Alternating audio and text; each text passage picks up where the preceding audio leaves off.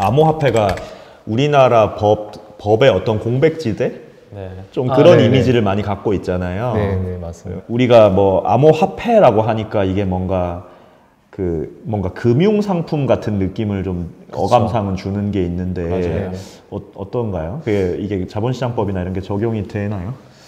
지금 이제 우리나라 정부의 입장을 좀 말씀을 드리면은 이제 암호화폐라는 건 이제 비트코인 이런 걸 다 포괄하는 개념인데 이제 암호화폐에서 화폐라는 말 자체를 굉장히 이제 좀 꺼려해요. 그래서 가상통화라는 표현을 쓰고 그래서 이제 가상통화는 절대로 금융상품이 아니고 정부가 보증해주는 어떤 재산적 가치가 있는 것도 아니니 투자자들이 유의해라라는 거를 정말 틈만 나면은 이제 금융위원회라는 것을 보도자료로 계속 배포를 하고 또 맞습니다. 기자분들이 이제 많이 기사로 쓰고 했는데 그게 왜 그러냐면은 이게 가상화폐, 그러니까 암호화폐라는 게 시세 차이가 있다 보니까 요즘은 좀 가격이 많이 떨어졌지만 예전에 높을 때는 이제 이렇게 올라갔었거든요. 자고일어는 올라가고. 그래서 이게 이제 너무 과열되니까 업계에서는 이거를 뭐 제도권에 끌어들여야 된다라는 이제 목소리도 꽤 있었는데 이걸 끌어들이는 순간 이게 너무 커지든지 아니면 또 이게 거품이 꺼지면 이제 전 국민이 이제 다 약간 투자 손실이 너무 커질 수가 있을지 모른다는 그런 염려가 있어서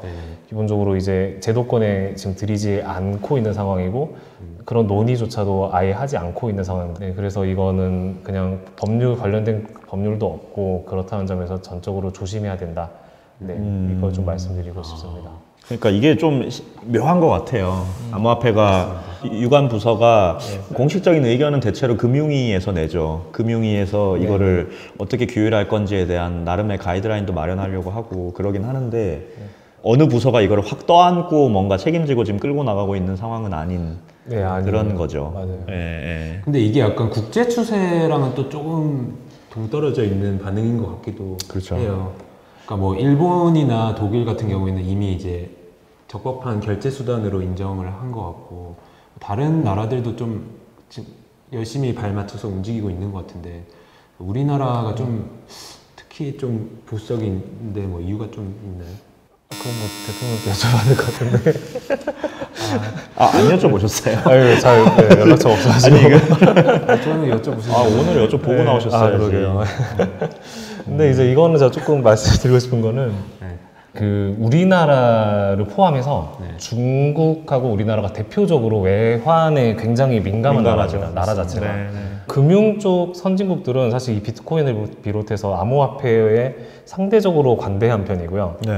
근데 우리나라, 중국과 같이 외환에 민감한 나라들이 그 제도권에 끌어들이는 걸 조금 조심히 하고 있는 이제 이런 편이고 이 암호화폐와 관련돼서 어떤 법률적인 이슈 같은 거에 주요한 게 있을까요?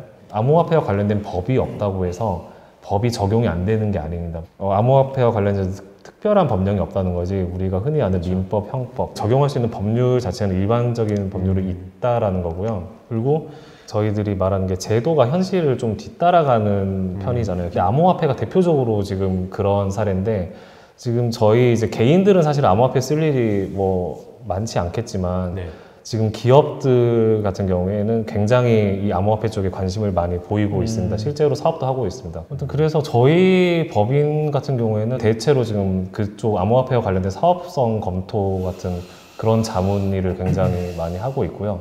그리고 저희뿐만 아니라 이제 그 큰 로펌들도 지금 그쪽이 앞으로 유망하다라고 해서 굉장히 스터디를 많이 하고 있는 상황입니다. 그러니까 저는 예상하건대 조만간 암호화폐와 관련된 형사 이슈가 굉장히 많이 터지지 않을까라는 생각을 하고 있습니다. 그러니까 뭐 2018년, 17년 이때 워낙 많은 ICO들이 있었고 그러니까 암호화폐를 발행한 거죠. 그때 정체불명의 프로젝트에 기반한 암호화폐들이 막 발행이 되기 시작했고 그때 시장이 너무 뜨거우니까 사람들이 묻지마 투자 이렇게 하게 되니까 결과적으로 뭐 사람 마음이 그렇잖아요. 그때는 오를 줄 알고 샀는데 뭐 프로그램 조각이라고 해야 되나 뭐 하여간 그거밖에 안 되는 상황이 됐을 때 이제 형사 고소가 이어질 것이고 그런 상황들이 굉장히 저는 많이 벌어질 것 같아요. 또 하나 제가 말씀드리고 싶은 거는 이게 이제 그런 식으로 이용이 되면 안 되는데 어두운 세계에서 실제 암호화폐는 많이 쓰고 있어요. 맞아요.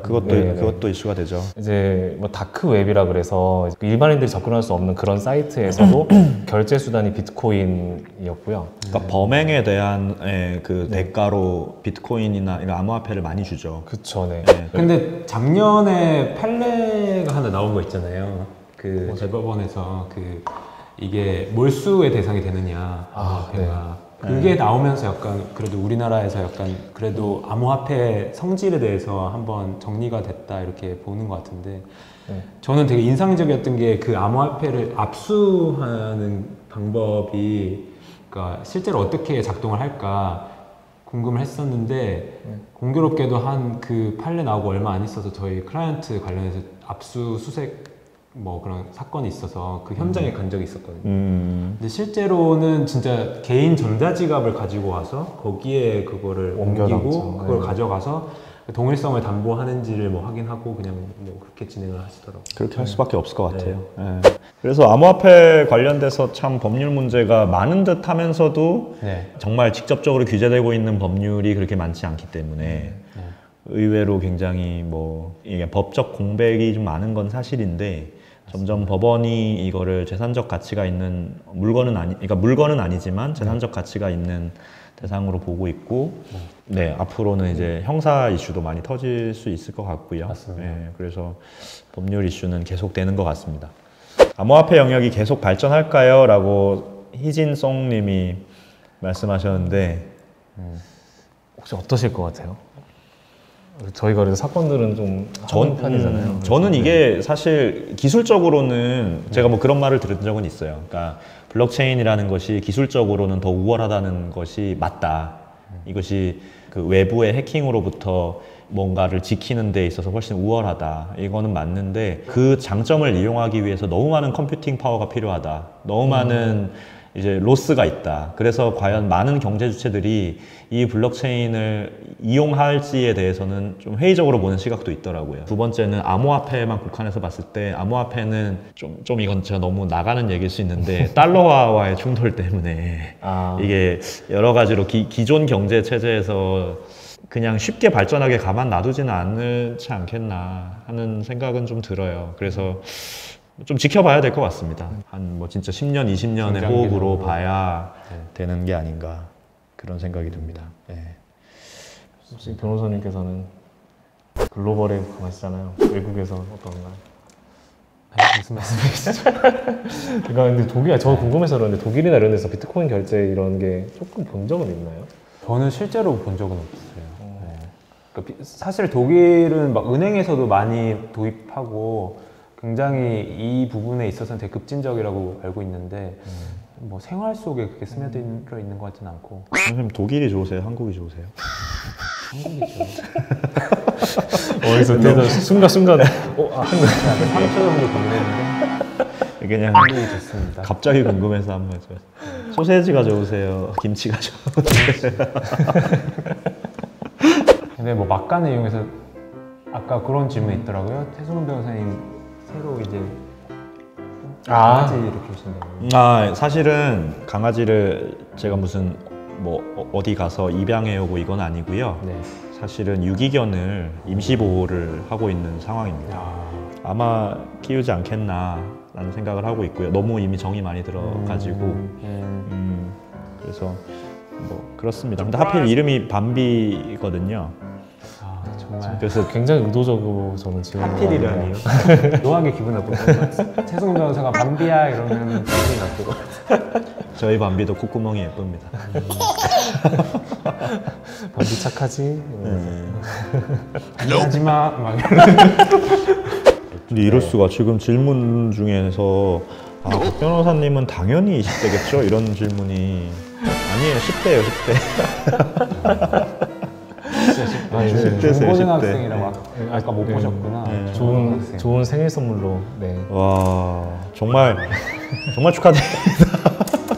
오늘 그러면 이제 생일빵으로 끝내면 되나요? 맞아. 저희 이제 마무리하겠습니다.